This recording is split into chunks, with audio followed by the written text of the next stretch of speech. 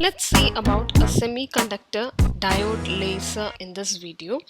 So we are specifically dealing with the working and the construction of the semiconductor diode laser. So semiconductor diode laser is a specially fabricated PN junction device which emit coherent light, that is laser light, when it is forward biased. R. N. Hall and his co-workers in the year 1962 made the first semiconductor laser from gallium arsenide, and this was operated at very low temperature and emitted light in the near infrared region. So diode laser is very small in size, and they have a high efficiency of 40 percentage. So they operate at low powers, and the main advantage of a diode laser is that it is portable. It can be taken from anywhere because it is very small in size. It's easy to carry and so on. So we have to see in detail about the working part as well as the construction part. Before that, let's see what a semiconductor is. As you know, it's a material with electrical properties intermediate to those of a conductor and an insulator. So here we have a schematic representation of the semiconductor diode laser.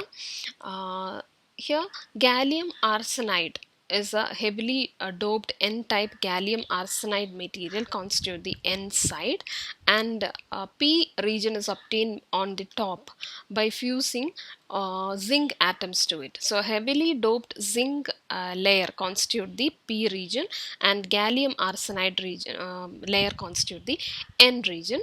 The diode is extremely small, having 500 micrometer long and 100 micrometer wide. The top ends are metallized. Top as well as the bottom faces are metallized, and metal contacts are provided to pass the current through the diode. As you can see, we have this side, front side, as well as the rear side. They are polished, optically flat, and the parallel surfaces are polished, and the polished faces will constitute the Fabry-Perot resonator. And you can see the two remaining these two faces in this side as well as the back side, they will be roughened to eliminate lacing action in that direction, and the entire structure is packaged into a small case. It looks like a small and portable device. So that's about the construction part. So as we have said, a semiconductor has got a valence band and below, and a conduction band on top, and that's separated by a particular band gap that's called Eg here. And when an electron jumps to the conduction band, it leaves a hole or a vacancy in the bottom valence band, and that's called a hole, and is assigned a positive charge and mass equivalent to that of an electron. Now there is also a reference line here in shown in the yellow, that's called Fermi level, and Fermi level is nearer to the top of valence band in a p-type conductor, and it is nearer to the bottom of the conduction band in a n-type semiconductor or n-type material. So this is to be noted. Now in thermal equilibrium, we are talking about a thermal equilibrium case. We have P and N junction is highly doped, or you can say it is degenerately doped, or having the same energy level more or less.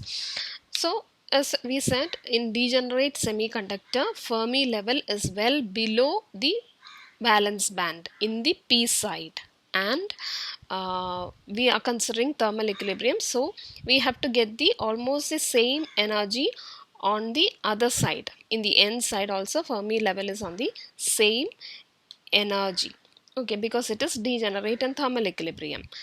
So this is the scenario in a thermal equilibrium case.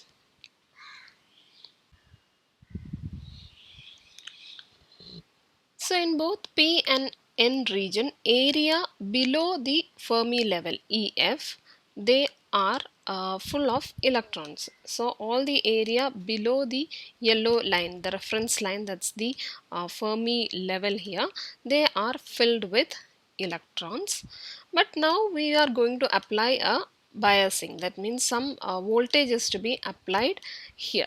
So this is the case in the thermal equilibrium situation. Now we are going to bias this, that is a forward bias is applied onto this, and what happens will be the Fermi level here, that is in case of a p-type region, the Fermi level is going to go down, and here in the n-type Fermi level is going to go up. This is what happens now. So after biasing, as you can see, the Fermi level has gone a bit down from the valence band in case of the p-type, and in the n-type the Fermi level has gone up, moved up above the conduction band. And one more thing, the depletion region, as you can see here from the previous figure, this has become more narrower. So now you can see the conduction band here is this band has got electrons in the n region, and here we have holes. So electrons are injected into the depletion region from the n region. Similarly, holes are injected into the depletion region from the p region, and whenever holes and electrons come together, they undergo recombination and we get a current flow. So if the biasing voltage increases sufficiently, there is large injection or high injection of electrons and holes occur into the depletion region over here, and as a result the depletion region will have a high concentration of electrons in the conduction band and a high concentration of holes in the valence band.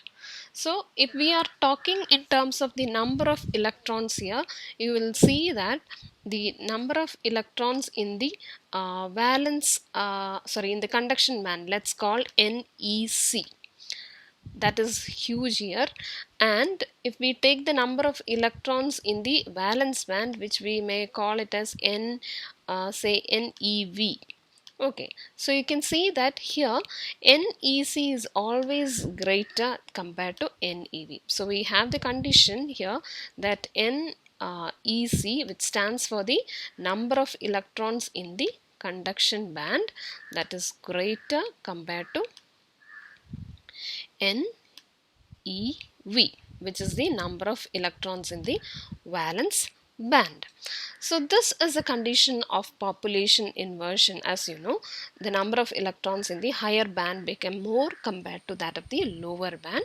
Now what will happen is the electrons will be emitted by the recombination process in the depletion region. So these electrons will come down, will undergo stimulated emission, and we get light which is having of energy equal to the band gap between the valence band and the conduction. Stimulated electron hole recombination produces coherent radiation here, and the gallium arsenide laser emits light at a wavelength of 9000 angstrom. So that is in the infrared region. So main advantages of this diode laser is that it is operated at a lower temperature.